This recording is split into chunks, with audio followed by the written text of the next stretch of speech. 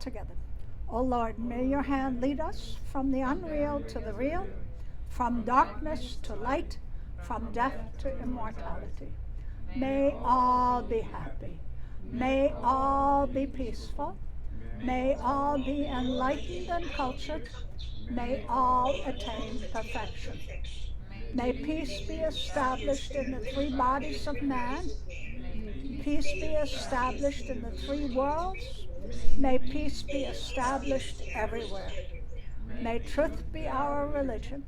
May service be our worship. May knowledge be our breath. May morals be our family. May yoga and meditation be our way. May our eyes see happy and noble things. May our ears hear happy and truthful words. May our tongues be sweet and truthful. May our bodies be divine instruments. May noble thoughts come to us from all corners of the universe. May we never leave God. May God never leave us. Om peace and love. Om peace and health. Om peace and enlightenment. Om.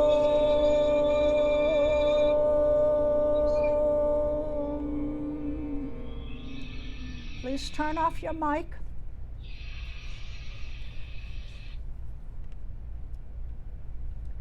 All right. This is the continuation of life. Well, some people call it life hacks. I say essentials of life. There are certain things that you have to have in order to have a healthy life. It would be nice if I could see you.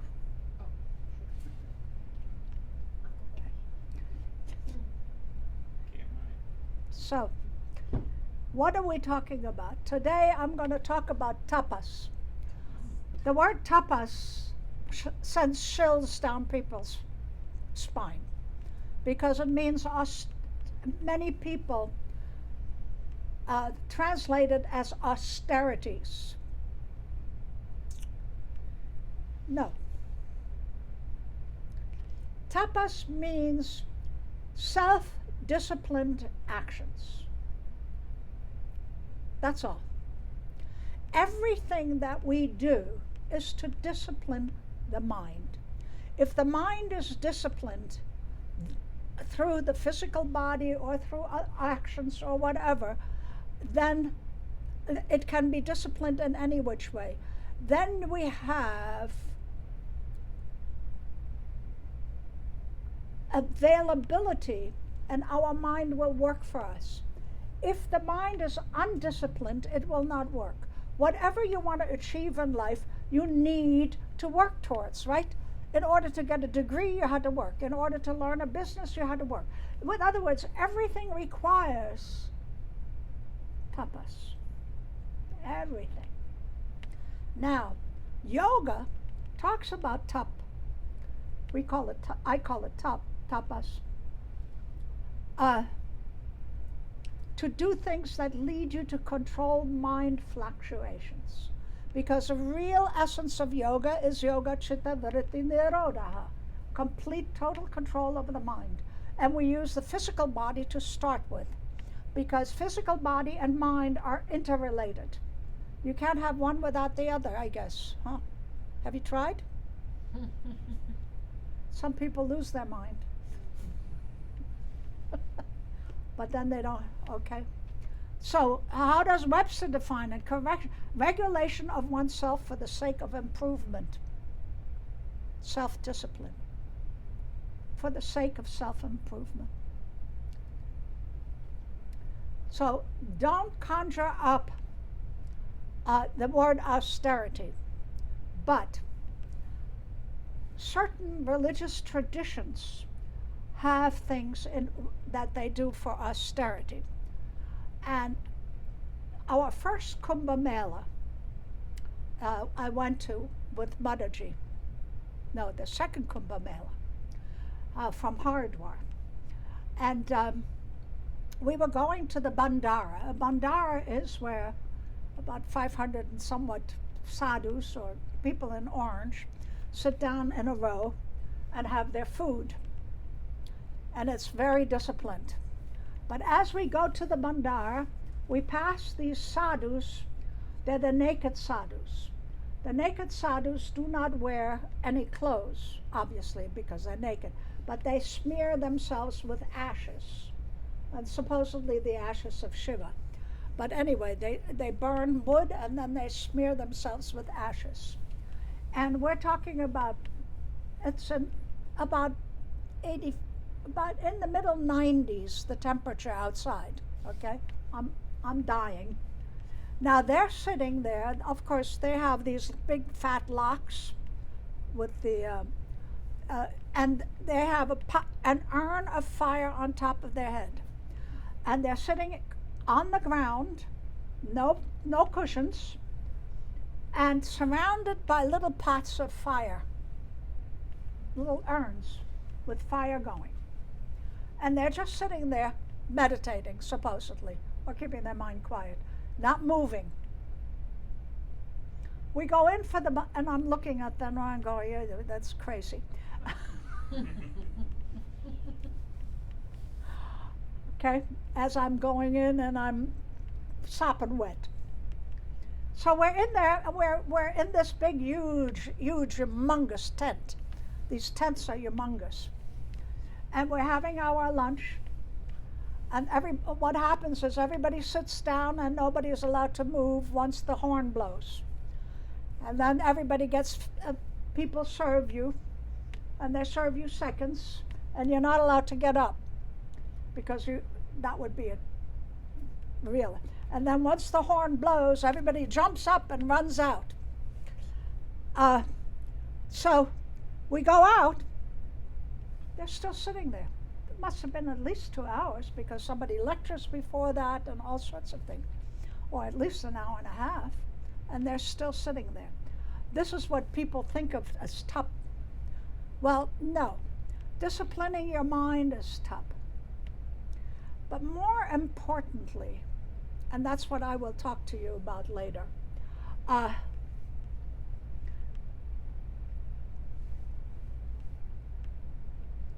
controlling the mind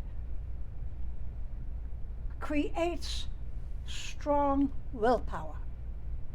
This is so important. Willpower means that whatever you set your goal to do, you will do it if it's right for you at the time. It also allows you, because you have a strong willpower and you have a strong feeling of self, that if it is not the right direction to go, that you will be able to make a change. All of these things are very important, because sometimes we go ahead and we say, well, I want to do this, and all of a sudden you go and you go, that ain't for me.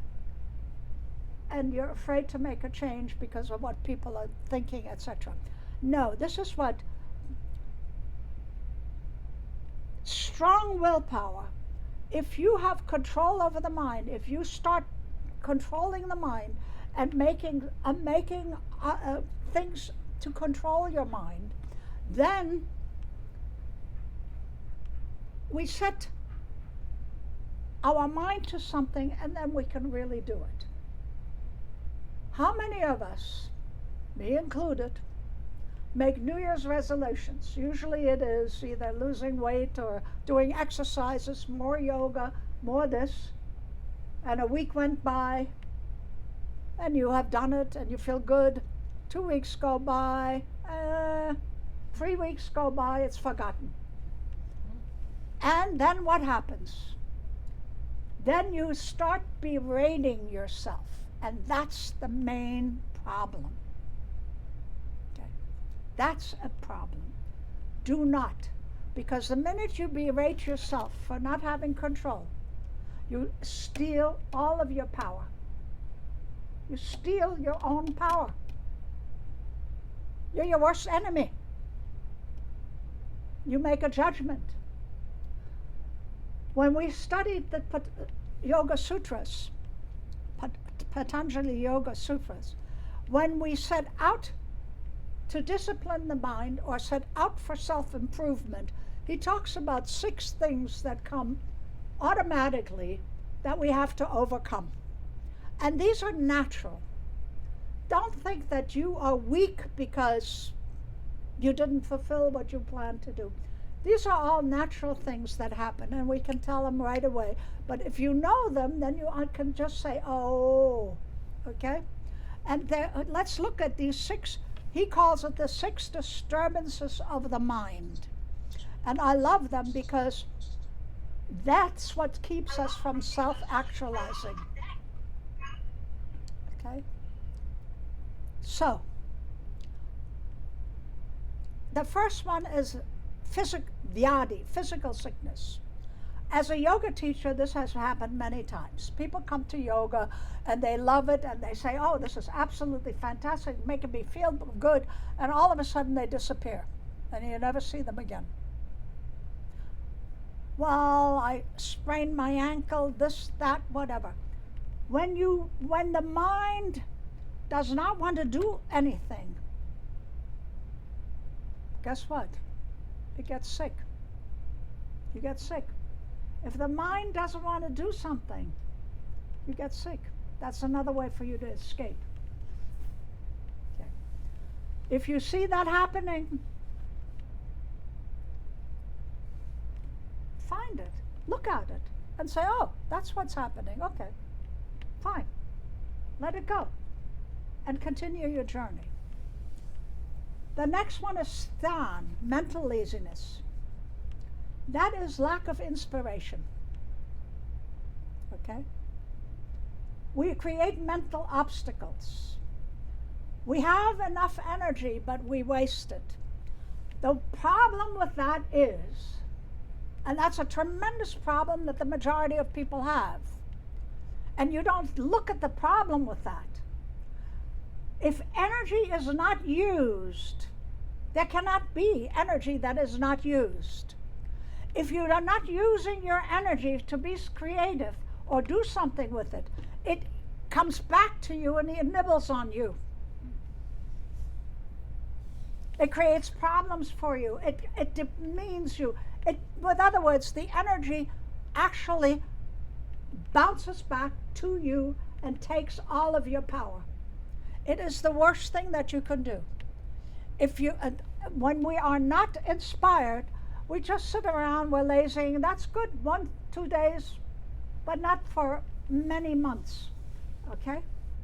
So that is very problematic, and that's how people become extremely unhappy. When the energy is not used, people become unhappy. And then they start complaining and blaming somebody else. It's you. You're not using your energy. Okay? So this is really something you need to understand. So if you're not inspired, how do we get inspired? Just do it. You heard somebody saying that before, outside of Nike? And then another one that's really difficult to overcome. It's that doubtfulness. Is it good for me? Is it not good for me? Does it really do good? And you go back and forth, and you go back and forth, and you go back and forth. And by the time you've gone back and forth, you used up all your energy going back and forth and saying, is it good? Is it not good? Is it good? Is it not good? Remember, energy, physical energy comes from mental energy. Mental energy does come from physical as well.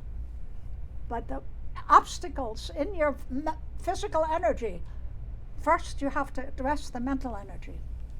And so, you have to believe in what you're doing. So pick up the belief that this is good for you. Do your yoga every day. Yeah. But then you say, well, I've been doing fine without it. But you can be better. Okay. Then comes pramad. And those who've studied with me have heard about pramad many times. Pramad, and I use this Sanskrit word because it's a certain kind of an ego. And that ego is very difficult to harness. And it's very deceitful, because if all opportunities are provided, you have the time, you have the energy, you know exactly what to do, even though you say you don't have time, but when you really look at it, you have the time, and you say, I'm going to do my yoga every morning, and I do have the time, and I know how to do it, but you don't. What happened? Pramad.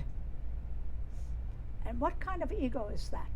What does the ego say to your mind for you not to do what you decided to do? Every day you said, I'm going to exercise or walk or whatever, and you chose not to do it.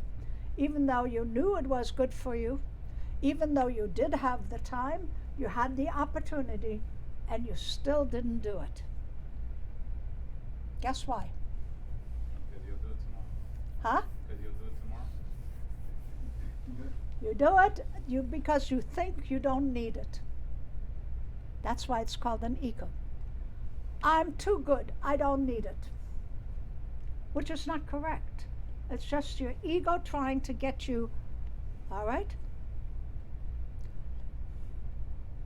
In our subconscious mind, we think too highly of ourselves. We don't need it. We're better than that. Well, nobody is better than that for exercise. Everybody needs it. I don't care what exercise you do, but okay. Then there is physical laziness. This is not physical disability, inability, but it's physical laziness. And we can be, some days that's okay. And then the other one that's really difficult to overcome is detachment.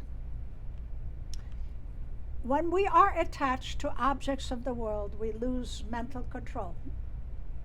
And the mind will always follow that which it loves and is attached to. Okay? It will always follow what it loves and what it is attached to. So, if mental discipline, or if the tap is not available to you, look at all of these 6 possibilities. If you find that there is something that you want to do to actualize yourself, or to feel better about yourself, or to allow your physical body to be feeling better, if you're not doing it, then look at these 6 and decide which one might be the one that's holding you back. Because once you know, you can work with it. Otherwise, it's in the subconscious mind, and you're constantly looking around, and you can't get a grab on it. But if you look at these, you can get your hands on it and say, okay, this is what it is. Most of the time, it's pramad. Okay. Can you go over each one? Just not go over it, but list them. 1, 2, 3, 4, 5. Physical sickness, mental laziness, doubtfulness, pramad, physical laziness, absence of detachment. What about the 7th one? All of the above.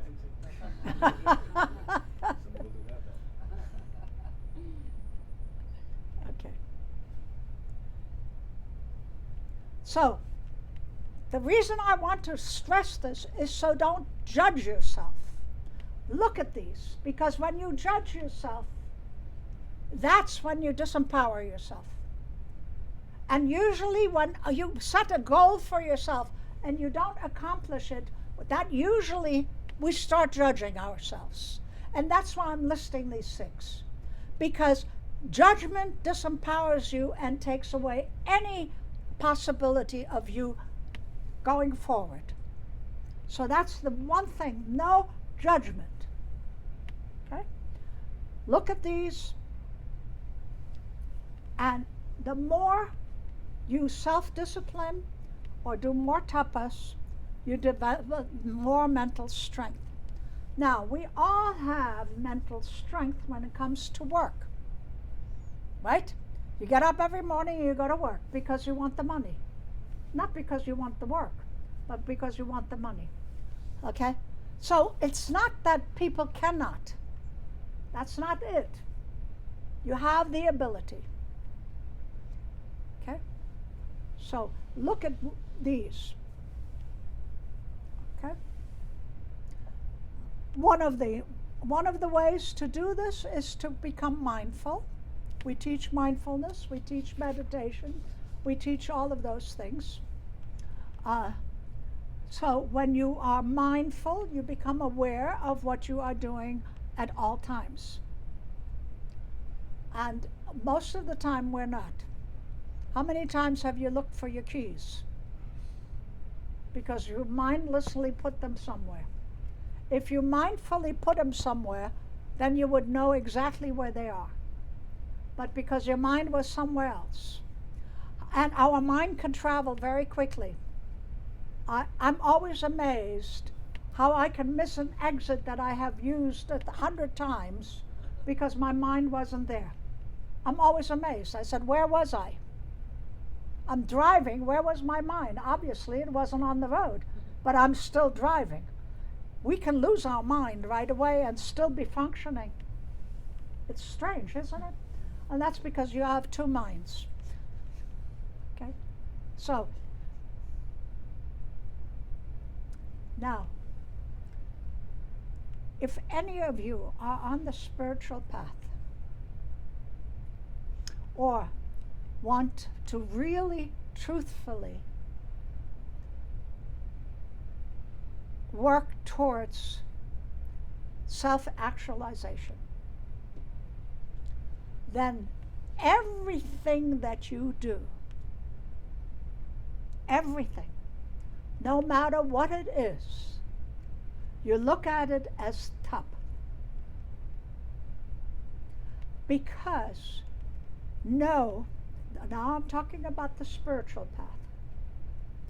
Know that the reason you are here is to find a way back to the source. And to find a way back to the source, you have to control the mind in some manner. And that requires discipline. But if you take everything, if you look at everything, the positive, the negative, the difficulty, the easy things, whatever, you look at all of it as being part of my movement towards my self-actualization, towards my self-realization. And it's all tapas, or tap. Then, no matter what life throws at you, you will take it as your discipline.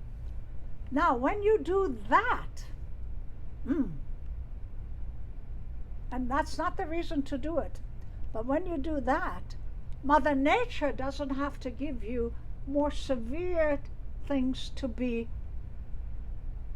worked out. Harder lessons. Huh? Harder lessons. Harder lessons. If you don't do it by yourself, Mother Nature will do it for you. Okay? Many times you have heard people saying after they've been very ill for a long time, I'm feeling so much better, I am eating better, I'm doing my exercises, I'm doing this and that. Well, it didn't need to take a disease to get you there. But Mother Nature will do that. Okay?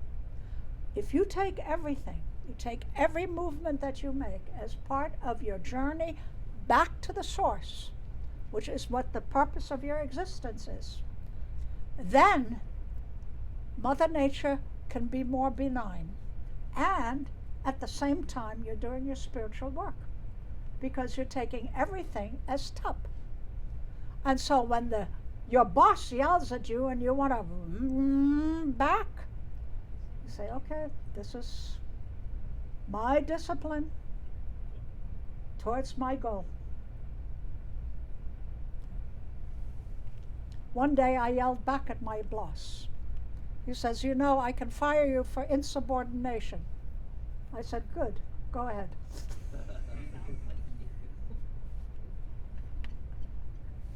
Oh, I was... Firecracker.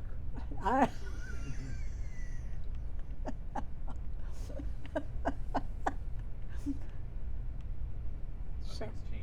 Yep. Okay. In the Bhagavad Gita states, offer, and this is when Krishna is talking to Arjun, offer all actions to me. Okay? That's what is meant. In other words, whatever you do, it is for the purpose of you going back to the source. Because truthfully, that's the only reason you're here. But in the meantime, you have to take care of your family, you have to take care of your job, you have to take care of your kids, you have to take care of grandma and ma and everybody else. Those are all method, and everyone, and understand this, and you have to really understand this deeply. Whatever situation you are in is the right situation for you to reach your goal. You don't have to go into a monastery in order to reach your goal, because you incarnated in the exact place where you needed to be in order to get to the destination that you want to be. Okay? There are some contemplatives that need to be in an institution. There are some people like me who decide that that's what I want to do, but that doesn't mean it's easier. That doesn't mean it gets me there faster. No. It is much easier for me to be dealing with myself than to have to deal with a mother-in-law. Okay? But then I had a guru that was worse.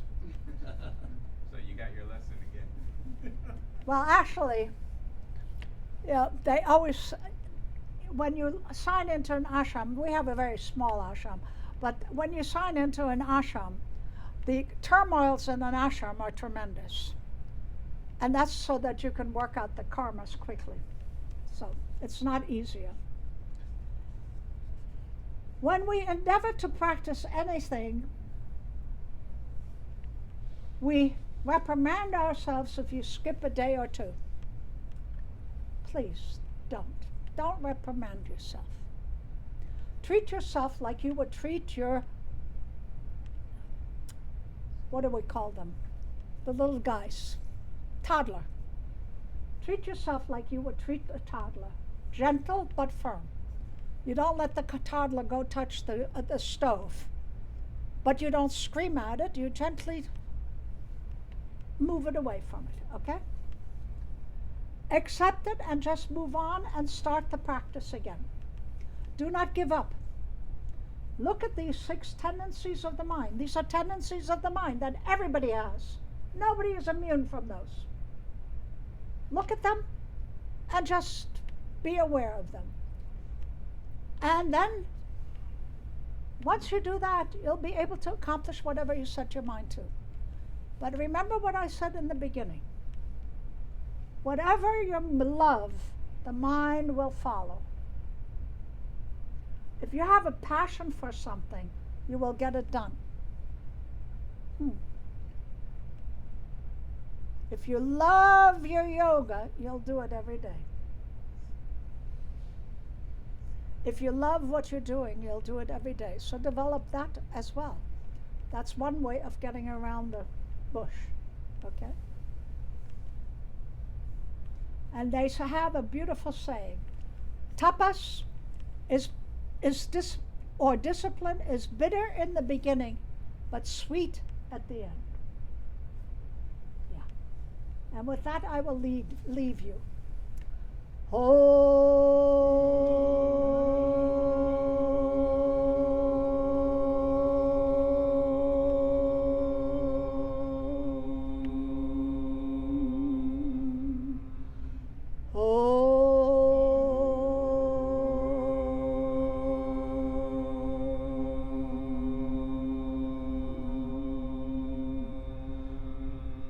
Shanti, Shanti, Shanti.